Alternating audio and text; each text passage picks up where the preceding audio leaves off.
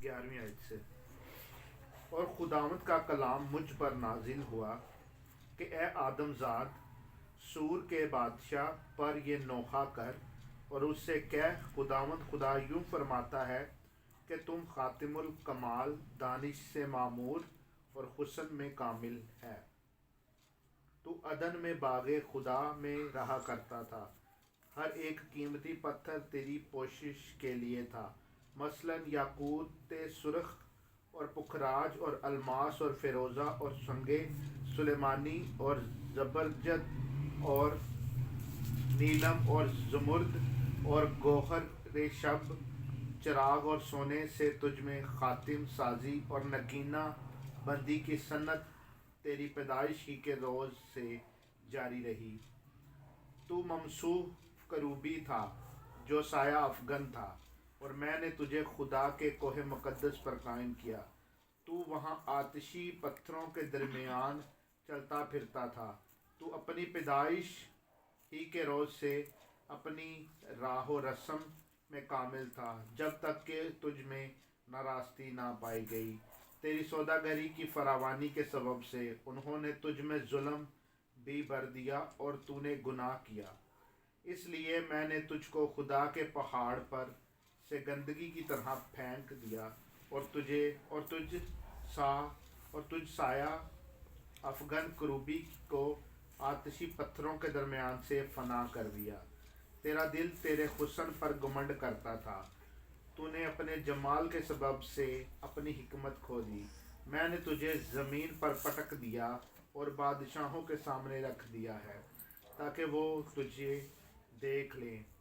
तूने अपनी बदकरदारी की कसरत और अपनी सौदागरी की नाराज़गी से अपने मुकद्दसों को नापाक किया है। इसलिए मैं तेरे अंदर से आग निकालूंगा जो तुझे भस्म करेगी, और मैं तेरे सब देखने वालों की आंखों के सामने तुझे ज़मीन पर राख कर दूंगा। कौमों के दरमियान वो सब जो तुझको जानते हैं तुझे देख कर हैरान होंगे। तू जाए इबरत होगा और बाकी ना रहेगा। आमीन। खुदावंद इस पाक कलाम के पढ़े और सुने अंतर बरकत हो। आमीन। खुदावंद का शुक्र हो। आमीन। आज हम सीखते हैं कि खुदाम असूर के बादशाह की तारीफ में क्या कहते हैं, इसकी हैसियत क्या थी और किस तरह का ये क्रोबी था, और खुदा ने इसे अपने जलाल के लिए बनाया। हर बात इसके अंदर रख दी,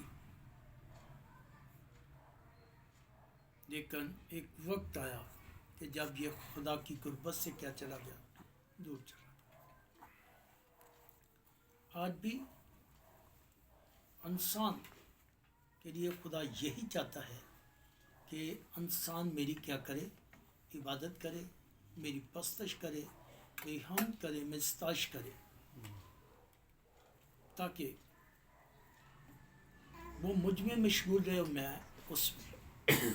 क्योंकि हिकमत की रूह कहती कि मेरी खुशनुदी इन्हीं बातों में है कि इंसान कलाम को सुने और इस पर क्या करे, अमल करे और हमेशा की जिंदगी बनाए। तो हिजकिल से मध्य खुदा से खुदावंद ने फरमाया कि तू असूर के बादशाह पर नोहा कर, उससे कह कि खुदाम यूँ फरमाता है, कहता है कि उन बातों पर रो नोहा कर और इसको मेरा पैगाम पहुंचा दे कि मेरा पैगाम तेरे लिए क्या है। सो खुदाम खुदा के लिए फरमाते हैं, उससे कह के खुदाम खुदा यूँ फरमाते कि तू खातमुल कमाल, खातमुल कमाल, तेरी खूबसूरती, तेरे हुस्न, तेरी दानिशमंदी, तेरी हिकमत दिनाई के आगे हर चीज़ ख़त्म है। कोई भी चीज़ तेरे ख़त्म पर तू क्या है, कमाल। खातमुल कमाल है। क्या इंसान की सोच है, वहां तेरी बहुत आगे। गीत गाते हैं तो खातमुल कमाल जलाल जलाल। तो यही बात खुदा ने इसके लिए रख रहा। खुदा ने चाहा कि मेरी इबादत करें, मेरी पस्तश करें, मेरी हमद करें, मेरी सताइश करें। जिसका हुस्न फरिश्तों ने, जिन्होंने देखा है, वो उस फरिश्ते के ज़ूर थरथरा। जब खुदा के ज़ूर आकर अपने आप को, अपने परों को खोलता था, क्रोबी था ना, जब अपने परों को खोलता था, खुदा की पस्तश में खड़ा होता था। खातमुल कमाल, जिसकी सफाई में लफ्ज बोला गया कि तू खातमुल कमाल।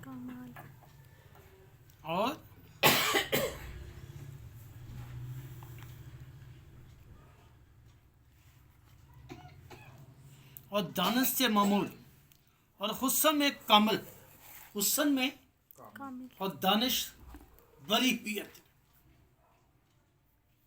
कोई भी कामिल नहीं है,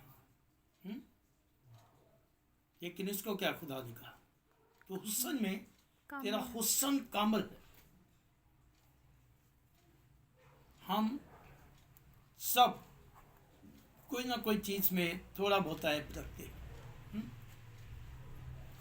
लेकिन इसके हुस्न के लिए कहा गया कि तू हुस्न में कमाल था, कामल।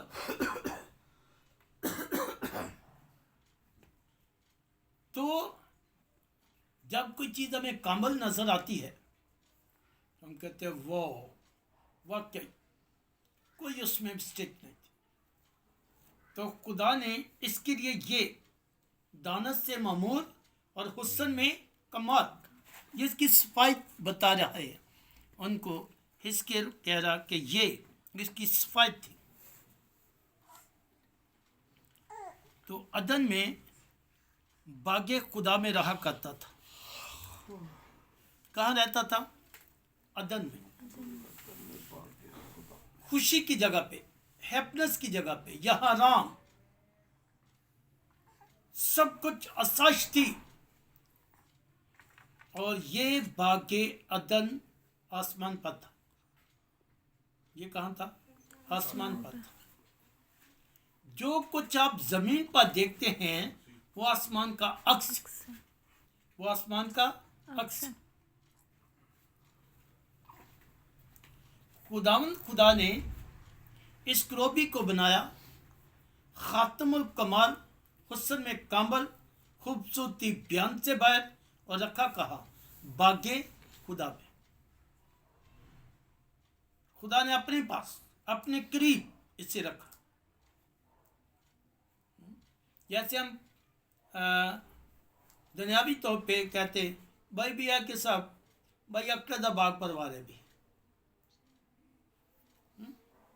ये फैमिलीज को कहना, अपने आप को कहना। तो खुदा ने भी इसको इतना ही करीब रखा था, अदन में रखा है। सो इसो से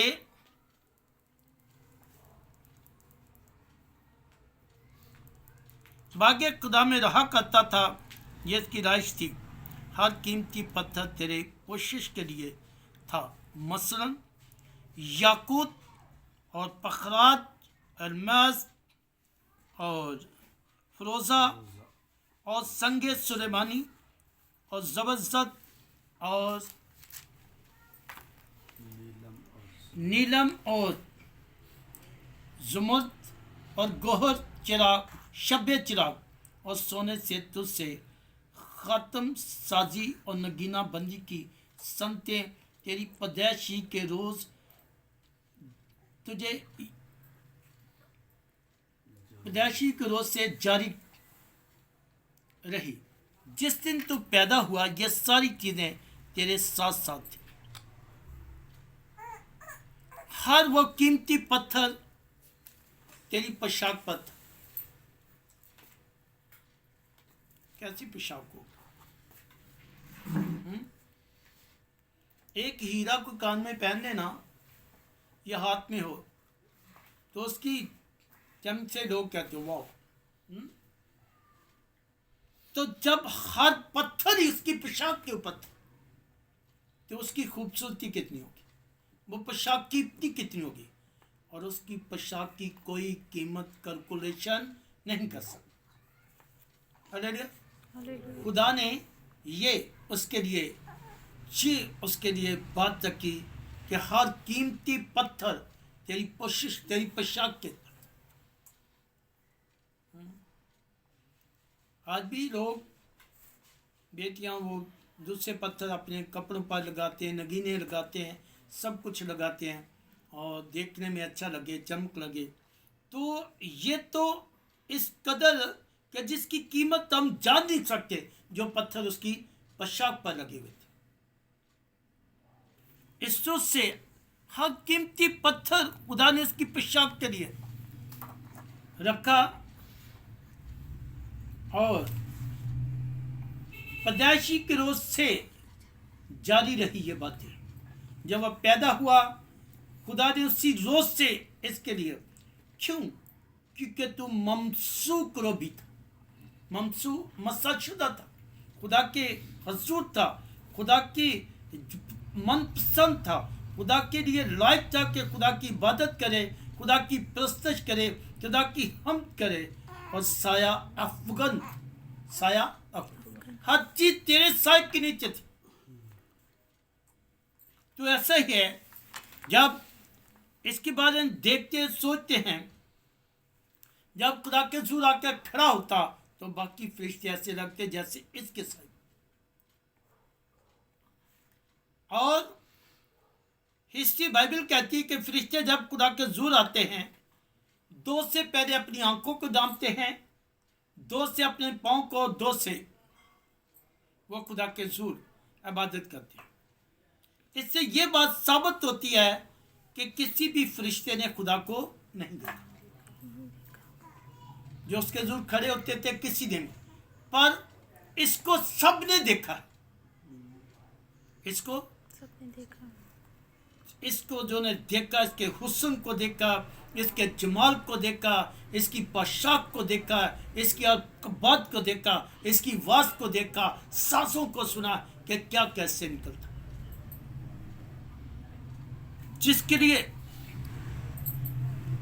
खुदावन ने इसको साया अफगन था। और मैंने तुझे खुदा को कोई मुकद्दस पर कायम किया। खुदा ने इसे अपने ही कोई मुकद्दस पर क्या किया, कायम किया, उस पहाड़ पर जिसकी लिए दाऊद कहता अखियां चुकना महवल पहाड़। इन पहाड़ों की बात नहीं वो कर रहा, उस पहाड़ की बात कर रहा जिस पहाड़ पर खुदा बसेंगे, नया यरूशलेम होगा और हम वहां रहेंगे। हालेलुया। उसको पहले से ही वहां इस कोई मुकद्दस में इसको रखा है। और इस्तो से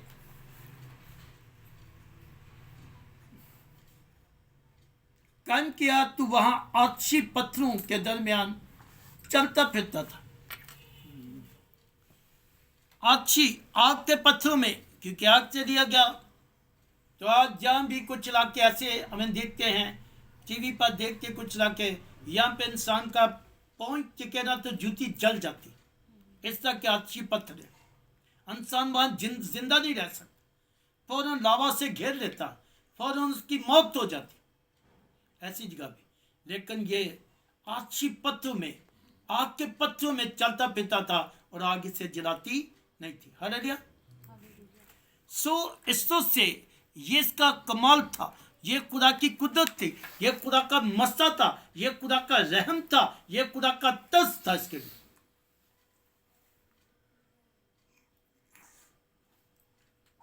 मैं चलता फिरता था और तो अपनी पैदाइशी के रोज से अपनी राव रस्म में कामल था। हालेलुया। कामल, खुदा ने इसे कामल किया, सब कुछ खुदा ने इसके सुपुर्द कर दिया। खुदा ने इसके हाथ के नीचे बहुत कुछ कर दिया। पैदाइश के दिन ही जब बनाया, कमाल, हुस्न में कमाल, दानिश में कमाल, हर चीज इसके लिए है। अपनी पैदाइशी के रोज से अपनी राव रस्म में कामिल था, जब तक कि तुझ में नाराजगी न पाएगी। ओह, बहुत अफसोस होगा ये। जब तक नाराजगी नहीं थी, ये इसका हुस्न था, ये इसका कमाल था, ये इसकी जिंदगी थी, ये खुदा के जुर वफादारी थी, ये खुदा के जुर इसकी पस्तश थी, ये खुदा के जुर इसकी इबादत थी, ये खुदा के जुर इसका रहना था। लेकिन जब तक नाराजगी ना पाई, तब तक हम भी जब तक खुदा के साथ वफादार हैं, हिकमत को पहन लेते हैं, हिकमत हमारे अंदर आ जाती है, दानिशमंदी से उसकी इबादत करते हैं, तो हम भी उसके जुद जो है कामिल है। हालेलुया। हालेलुया। सीखोगे तो कामिल बनोगे, वरना रूह में क्या रहोगे।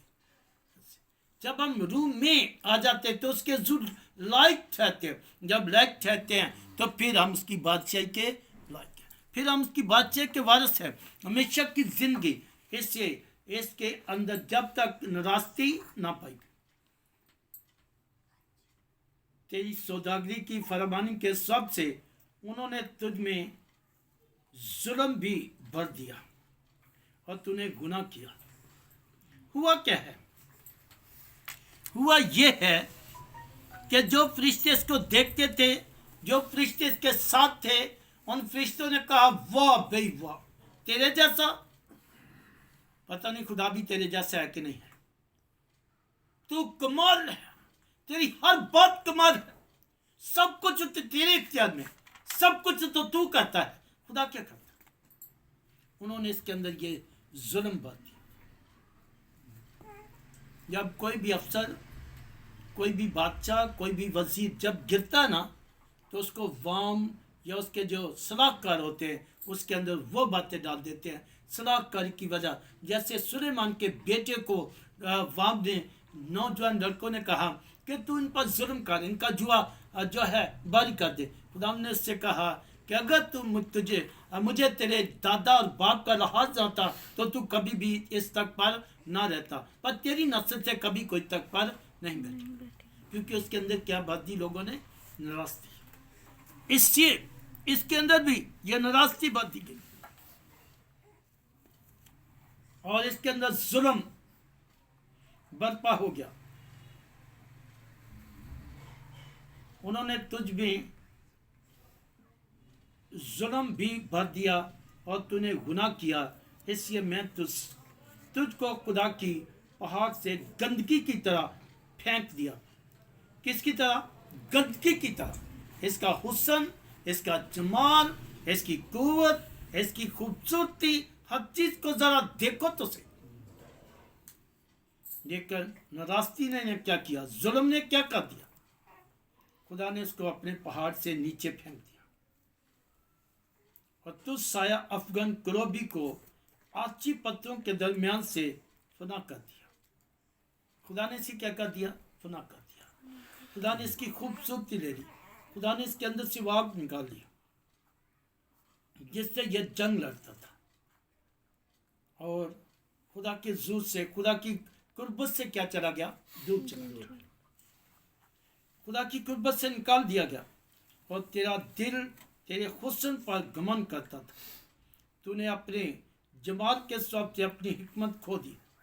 मैंने तुझे जमीन पर पटक दिया कि बादशाहों के सामने रख दिया है ताकि वो तुझे देख लें। मैंने तेरे साथ अब क्या किया?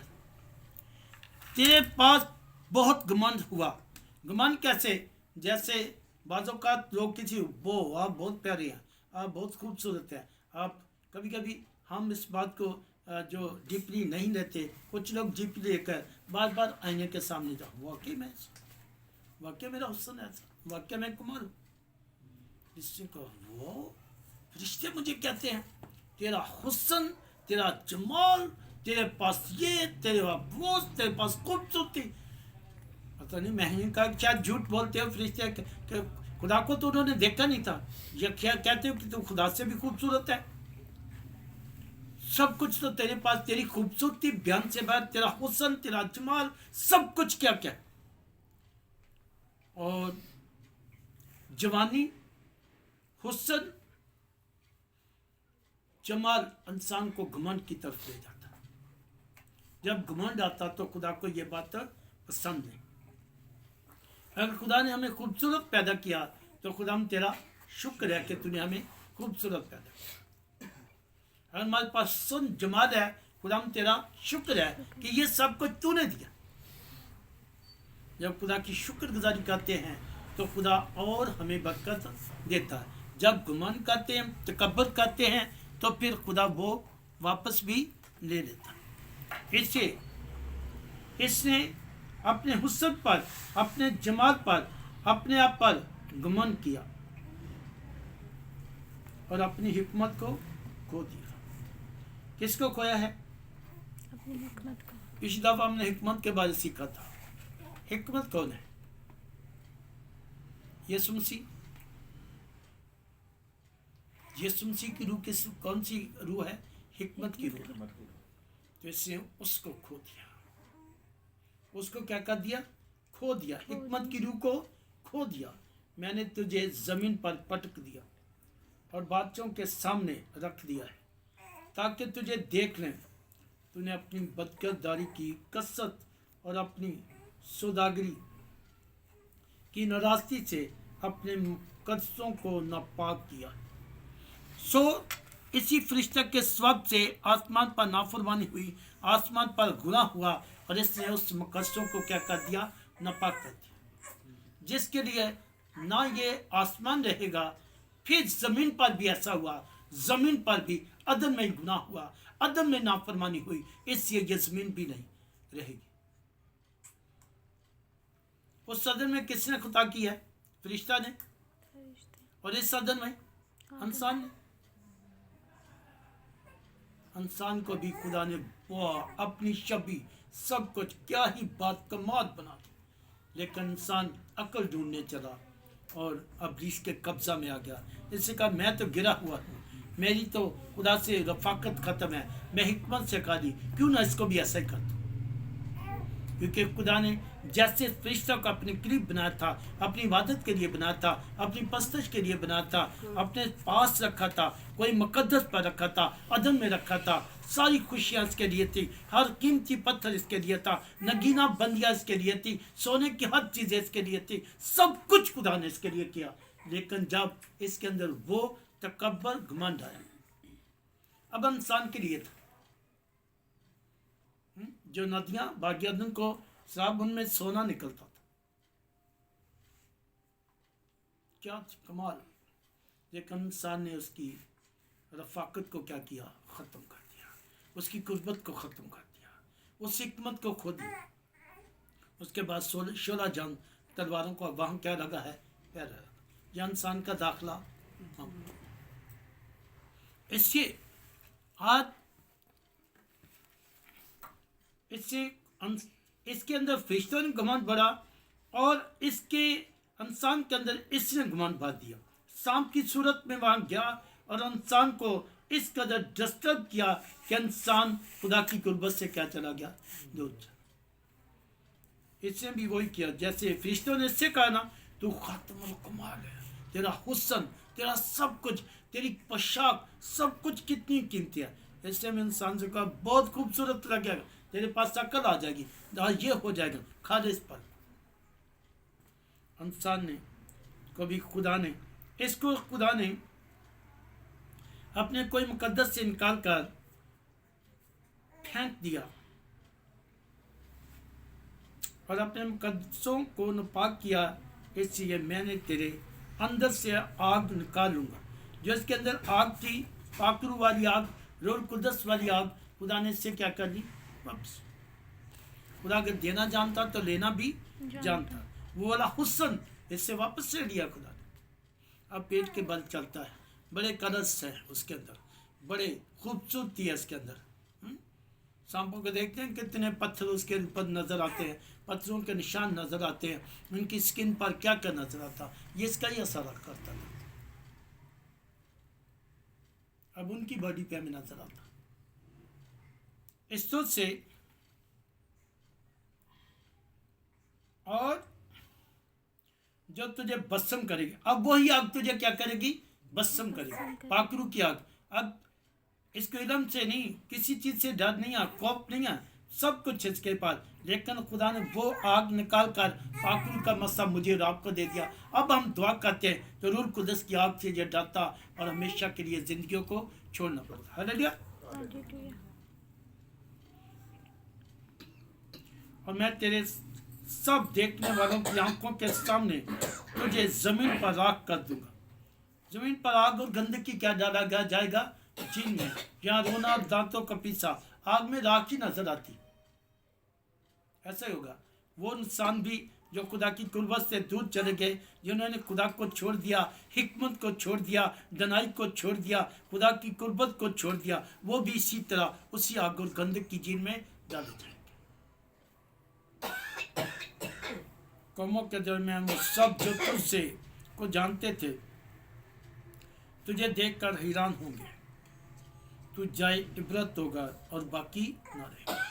आज इंसान के लिए भी यही मैसेज है कि अगर वो बागे अदन से निकला है, बागे अदन से निकल कर वह खुदा ने फिर उसको मौका दिया, उससे अपना बेटा भेजा और हिकमत को फिर भेजा, दनाई को फिर भेजा, अक्ल को फिर भेजा कि जाकर मेरी कौम को छुड़ा दे, मेरे लोगों को छुड़ा दे, मेरी उम्मत को छुड़ा दे। उन्हें छुड़ा दिया, फिदिया दे दिया। अगर आज मैं और आप चाहते हैं कि ज़िंदगी पाएँ और कसरत की ज़िंदगी पाएँ, अब्दी ज़िंदगी पाएँ, हमेशा की ज़िंदगी पाएँ, रात ना हो, तब फिर लिखा है कि मेरे कलाम को सुनो और इस पर क्या करो?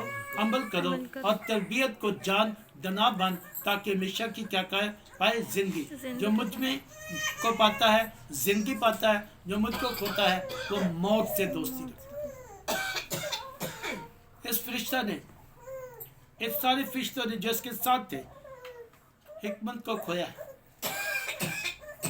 तो कबूल किसको, मोहब्बत किससे की है? मौत से। अगर इंसान आज हिकमत को खोता है तो इंसान भी मौत के हजूर इस बात की हम खुदा के साथ वफादार हैं, जिंदगी पाएं और कसरत की जिंदगी। हम सब कुछ पकड़ खुदा का शुक्र।